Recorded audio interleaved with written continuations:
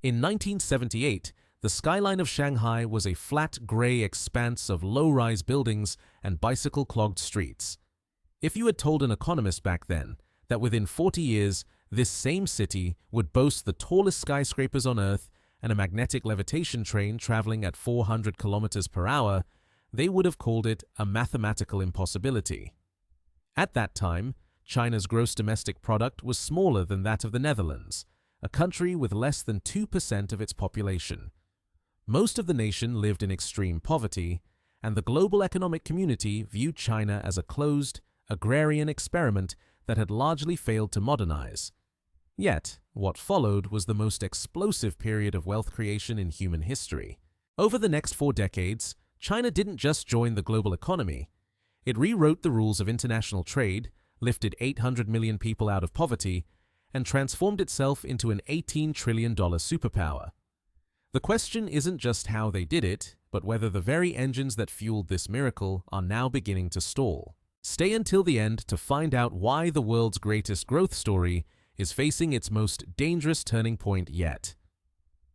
To understand where China is today, we have to go back to the ruins of the late 1970s. Following the death of Mao Zedong, the country was at a breaking point. The Great Leap Forward and the Cultural Revolution had left the economy shattered and the population malnourished. In 1978, the average Chinese citizen earned less than $200 per year. The state controlled every factory, every farm, and every price point. There was no private property and virtually no foreign investment. The turning point arrived when Deng Xiaoping took the reins of the Communist Party. Deng was a pragmatist who famously remarked that it didn't matter if a cat was black or white as long as it caught mice. He realized that for the party to survive, the economy had to grow, and for the economy to grow, China had to embrace the market. He began a period of reform and opening up, a cautious but steady transition toward what he called a socialist market economy. This started in the countryside, where farmers were finally allowed to sell their surplus crops instead of handing everything over to the state. It was a small spark, but it ignited a fire of productivity that would soon spread to the cities. The real transformation began with the creation of special economic zones, or SEZs. The most famous was Shenzhen, a tiny fishing village across the border from Hong Kong. In these zones, the rigid rules of communism were suspended. Foreign companies were invited to build factories, hire cheap labor, and benefit from tax breaks. This was a radical experiment in state-controlled capitalism. The strategy was clear. China would provide the labor and the land, while the West would provide the capital and the technology. For multinational corporations, the proposition was irresistible. They could manufacture goods at a fraction of the cost in their home countries. As a result, the Made in China label began to appear on everything from plastic toys to high-end electronics. By the time the 1990s rolled around, the world's supply chains were already shifting toward the East. The sheer scale of the migration was unprecedented, as hundreds of millions of workers moved from rural villages to newly built industrial hubs, creating the largest internal migration in human history. However, the path to superpower status was not without its massive systemic challenges. By the late 1990s, China faced a massive problem. It was a manufacturing giant that remained outside the primary club of global trade. Its state-owned enterprises were bloated and inefficient, and its banking system was saddled with bad loans. The trigger event that changed everything was China's accession to the World Trade Organization in December 2001. This was the moment the floodgates truly opened. Before joining the WTO, China's exports were valued at roughly $250 billion. By 2022, that figure had skyrocketed to over $3.5 trillion. But this growth created a massive imbalance. Western nations, particularly the United States, saw their manufacturing sectors hollowed out as factories moved to Chinese provinces. This led to the China Shock, a period of intense deindustrialization in the American Midwest and parts of Europe. While global consumers benefited from cheap goods, the social and economic fabric of many Western towns began to tear, creating political tensions that would explode years later. The analysis of China's growth reveals a unique model of development often called the quote underscore 3 underscore. Unlike the Western model, which emphasizes private property and democratic institutions, the Chinese model relies on heavy state intervention and massive infrastructure spending. Between 2021, China's GDP grew at an average rate of nearly 10% per year. This was driven by a relentless cycle.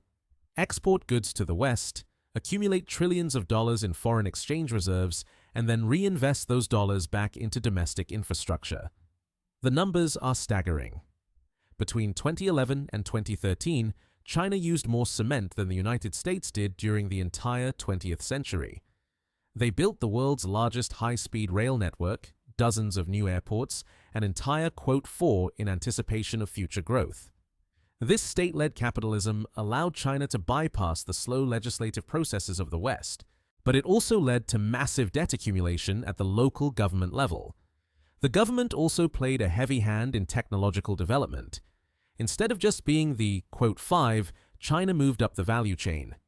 They utilized a combination of forced technology, transfers from foreign partners, massive state subsidies for domestic champions like Huawei and Tencent, and an aggressive focus on STEM education.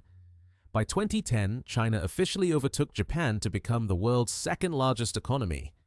This shift was a turning point for global geopolitics. The world was no longer unipolar. A new rival had emerged, and this rival didn't just want to participate in the global system, it wanted to lead it. The launch of the Belt and Road Initiative, a trillion-dollar infrastructure project spanning 60 countries, was the ultimate expression of this ambition. China was now exporting its model of development to the rest of the world, building ports in Sri Lanka, railways in Africa, and digital infrastructure in Latin America. The outcome of this 40-year marathon is a world that is economically unrecognizable from 1978. The winners are clear: the Chinese middle class, which now numbers over 400 million people with significant purchasing power, and global corporations that have seen their valuations soar due to Chinese manufacturing and consumer demand. However, the losers are equally evident. The Western working class has faced stagnant wages for decades, and the global environment has paid a heavy price for China's coal-powered industrialization. Today, China produces 50% of the world's steel and 60% of its cement, but it also accounts for a massive portion of global carbon emissions. Furthermore, the economic system is now facing the quote, 6 wages in China have risen, meaning it is no longer the cheapest place to make shoes or t-shirts. Manufacturing is already shifting to Vietnam, India, and Mexico. As we look at the current landscape, the long-term consequences of this rapid growth are beginning to surface as structural risks. China is currently grappling with a severe real estate crisis, exemplified by the collapse of giants like Evergrande. Property accounts for nearly 30% of China's GDP, and the "build it and they will come" model has finally hit a wall of oversupply and falling prices. At the same time, the country is facing a demographic cliff. The working-age population is shrinking, and the birth rate has fallen to record lows. An aging population means higher healthcare costs and fewer workers to drive the economy. Additionally, the era of easy technological cooperation with the West is over. Trade wars, chip bans, and de-risking strategies from the US and EU are threatening China's access to the high-end semiconductors it needs for the next phase of its development in artificial intelligence and green energy. The bottom line is that the Chinese economic miracle was a perfect storm of timing, labor abundance, and state direction that is unlikely to be repeated. For investors and business owners, the lesson is one of diversification.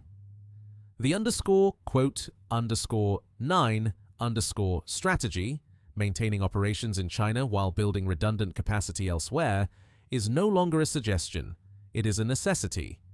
For students of economics, China's journey proves that state capitalism can achieve results in decades that took free market economies centuries to accomplish. But it also shows that top-down growth eventually creates imbalances that the market must eventually correct. Whether China can pivot from an investment-led economy to one driven by domestic consumption will be the defining economic story of the next 20 years. We have witnessed 40 years of unprecedented growth, but as the saying goes, trees do not grow to the sky. The mechanisms that built the modern Chinese superpower, debt-fueled infrastructure, and low-cost exports are the very things now causing friction both domestically and abroad. As the global economic center of gravity continues to shift toward Asia, understanding the nuances of China's rise is essential for anyone navigating the financial markets of the 21st century. Let me know your thoughts in the comments. Do you think China will successfully transition into a high-tech consumption economy, or has its period of hypergrowth reached a permanent end? The world's economic stability may very well depend on the answer. This video is for educational purposes only and should not be considered financial advice. Always do your own research and consult with a qualified financial advisor before making investment decisions.